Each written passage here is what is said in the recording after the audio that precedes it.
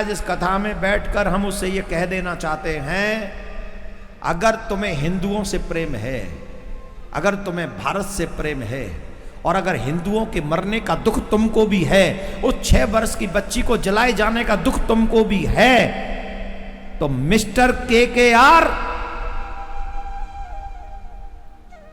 उस खिलाड़ी को, बांग्लादेश के खिलाड़ी को अपनी टीम से निकाल के बाहर करो, तुरंत बाहर करो। अगर वो खिलाड़ी तुम्हारी टीम में रहा तो मजबूर हो जाएंगे हम तुम्हारी टीम का बहिष्कार करने के लिए और उस खिलाड़ी को भारत से बांग्लादेश वापस भेजने के लिए।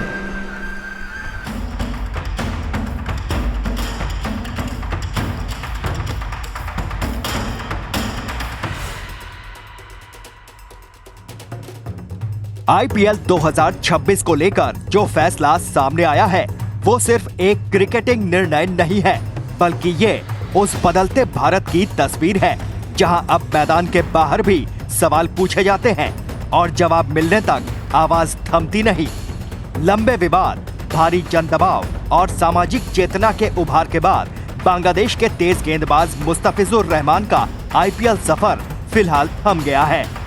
BCCI ने कोलकाता नाइट राइडर्स को साफ शब्दों में निर्देश दिया कि वो मुस्तफिजुर को अपने स्क्वाड से रिलीज करे। ये फैसला जितना अचानक दिखता है उतना ही गहरे मंथन और दबाव का नतीजा भी है। ये पूरा विवाद अचानक नहीं उठा जब IPL 2026 के मिनी ऑक्शन में KKR ने मुस्तफिजुर रहमान को 9.20 करोड़ रुपए से अधिक की मोटी रकम में खरीदा, तभी से सवाल उठने शुरू हो गए थे। सवाल सिर्फ क्रिकेटिंग योग्यता का नहीं था, सवाल उस समय का था, उस माहौल का था और उस संवेदनशील पीड़ा का था जो उस दौर में करोड़ों हिंदुओं के मन में उबाल मार रही थी। बांग्लादेश में हिंदुओं पर हो रहे कथित अत्याचार, मंदिरों पर हमले, महिलाओं और बच्चों तक को निशाना बनाए जाने की खबरें लगातार सामने आ रही थी। ऐसे माहौल में एक बांग्लादेशी खिलाड़ी को IPL जैसी सबसे बड़ी लीग में मोटी कीमत पर खरीदना बहुतों को नागवार गुजरा। आज इस कथा में बैठकर हम उससे ये कह देना चाहते हैं, अगर तुम्हें हिंदुओं से प्रेम है, अगर तुम्हें भारत से प्रेम है, और अगर हिंदुओं के मरने का दुख तुमको भी है, उस 6 वर्ष की बच्ची को जलाए जाने का दुख तुमको भी है, तो मिस्टर KKR उस खिलाड़ी को, बांग्लादेश के खिलाड़ी को अपनी टीम से निकाल के बाहर करो, तुरंत बाहर करो। अगर वो खिलाड़ी तुम्हारी टीम में रहा तो मजबूर हो जाएंगे हम तुम्हारी टीम का बहिष्कार करने के लिए और उस खिलाड़ी को भारत से बांग्लादेश वापस भेजने के लिए। सबसे पहले इस मुद्दे पर धर्माचार्य देवकी नंदन ठाकुर ने खुलकर आवाज उठाई। कथा मंच से दिए गए उनके बयान सिर्फ शब्द नहीं थे, ये उस पीड़ा की अभिव्यक्ति थी जो वर्षों से दबाई जाती रही। उन्होंने सवाल पूछा, क्या पैसे और मनोरंजन के नाम पर हम अपने समाज के घावों पर पर्दा डालते रहेंगे?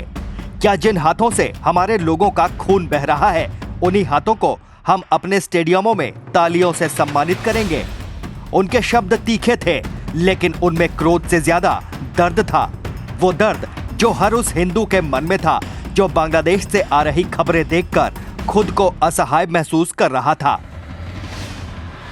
कि बांग्लादेश में मंदिर जलाए जा रहे हैं, महिलाएं जलाई जा रही हैं, छोटी बच्ची जलाई जा रही हैं, जवान बच्चे जलाए जा रहे हैं, और वो सब हिंदू हैं।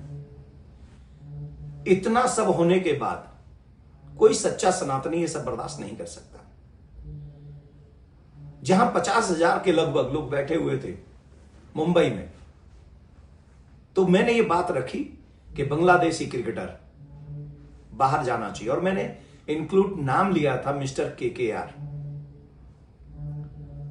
BCCI को भी मैंने कहा था।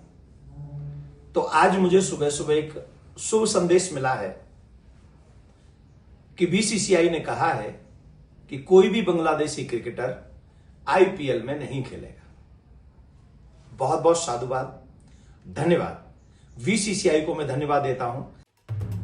देवकी नंदन ठाकुर की आवाज के बाद जैसे सवालों का सैलाब आ गया। सोशल मीडिया पर ट्रेंड शुरू हुए, वीडियो वायरल हुए, बहसें टीवी स्टूडियो से लेकर चाय की दुकानों तक पहुंच गई। राजनीतिक गलियारों में भी फुसफुसाहट तेज होने लगी। लोग पूछने लगे, क्या बीसीसीआई सिर्फ एक क्रिकेट बोर्ड है या वो इस देश की भावनाओं और सामाजिक चेतना से भी जुड़ा हुआ संस्थान है। ये दबाव धीरे धीरे इतना बढ़ा कि आईपीएल और बोर्ड दोनों के लिए स्थिति संभालना मुश्किल होने लगी। हालात इस कदर बिगड़े कि केकेआर फ्रेंचाइजी के को ओनर शाहरुख खान को कथित तौर पर धमकियां मिलने की खबरें भी सामने आई। ये साफ संकेत था कि मामला अब सिर्फ क्रिकेट तक सीमित नहीं रहा, ये भावनाओं, पहचान और आस्था का प्रश्न बन चुका था। बीसीसीआई के सामने दो ही रास्ते थे, या तो वो इसे एक नॉन क्रिकेटिंग इशू बताकर टाल दे या फिर समय रहते बड़ा फैसला लेकर स्थिति को संभाले। अंततः बोर्ड ने वही किया, जिसकी मांग सड़कों से लेकर सोशल मीडिया तक हो रही थी। बीसीसीआई सेक्रेटरी द्वारा यह कंफर्म करना कि केकेआर को मुस्तफिजुर रहमान को रिलीज करने के लिए कहा गया है, इस पूरे घटनाक्रम का निर्णायक मोड़ था। इस फैसले के साथ ही साफ हो गया कि अब खेल और समाज को पूरी तरह अलग अलग खांचों में नहीं देखा जा सकता, खासकर तब जब मामला राष्ट्रीय भावना और सामूहिक पीड़ा से जुड़ा हो। इस फैसले के बाद समर्थक ये कहने लगे कि ये नया भारत है, वो भारत जो अब चुप नहीं रहता, वो भारत जहां हिंदू समाज अपनी बात कहने से नहीं हिचकता। देवकीनंदन ठाकुर को कई लोग हिंदू हृदय सम्राट कहने लगे, क्योंकि उन्होंने वो कहा जो बहुतों के मन में था, लेकिन कहने का साहस कम लोग कर पा रहे थे। कथा मंच से उन्होंने सिर्फ धर्म की बात नहीं की, उन्होंने स्वाभिमान की बात की, आत्मसम्मान की बात की। उनका संदेश साफ था, हिंदू अब केवल सहने के लिए नहीं है, बल्कि जरूरत पड़ने पर सीना ठोक कर खड़ा होने के लिए भी है। आलोचक जरूर कहेंगे कि खेल को राजनीति या धर्म से दूर रखना चाहिए, ये तर्क नया नहीं है, लेकिन सवाल ये भी है, क्या समाज से कटकर खेल चल सकता है? क्या खिलाड़ी, फ्रेंचाइजी और बोर्ड किसी निर्वात में काम करते हैं? जब समाज बेचैन होता है तो उसका असर हर क्षेत्र पर पड़ता है। यही इस पूरे विवाद का मूल है। मुस्तफिजुर रहमान के लिए यह फैसला व्यक्तिगत रूप से झटका हो सकता है, लेकिन इस मुद्दे को केवल एक खिलाड़ी के करियर तक सीमित करके देखना अधूरा विश्लेषण होगा। यह फैसला प्रतीक है उस बढ़ती जागरूकता का, उस सामूहिक चेतना का जो अब सिर्फ भावनाओं तक सीमित नहीं रहना चाहती, बल्कि निर्णयों में भी दिखना चाहती है। धर्माचार्य देवकीनंदन ठाकुर के समर्थक कह रहे हैं कि ये जीत किसी व्यक्ति की नहीं, बल्कि उस आवाज की है जो लंबे समय से अनसुनी थी। बांग्लादेश में हिंदुओं पर हो रहे अत्याचारों को लेकर जो आक्रोश था, उसे इस फैसले से पूरी तरह शांत तो नहीं किया जा सकता, लेकिन इतना जरूर है कि लोगों को यह महसूस हुआ कि उनकी बात सुनी गई। आईपीएल 2026 का यह अध्याय आने वाले समय में लंबे समय तक याद रखा जाएगा। इसे कुछ लोग दबाव की राजनीति कहेंगे, कुछ इसे साहसिक निर्णय बताएंगे, लेकिन इतिहास अक्सर वही याद रखता है जब किसी संस्थान ने समय की नब्ज पहचान कर फैसला लिया हो। आज के भारत में यह संदेश साफ है, आस्था, अस्मिता और स्वाभिमान अब हाशिए पर नहीं है, और अगर जरूरत पड़ी तो हिंदू समाज अपनी बात पूरी ताकत से कहेगा, चाहे मंच कथा का हो या सवाल क्रिकेट के मैदान से जुड़ा हो।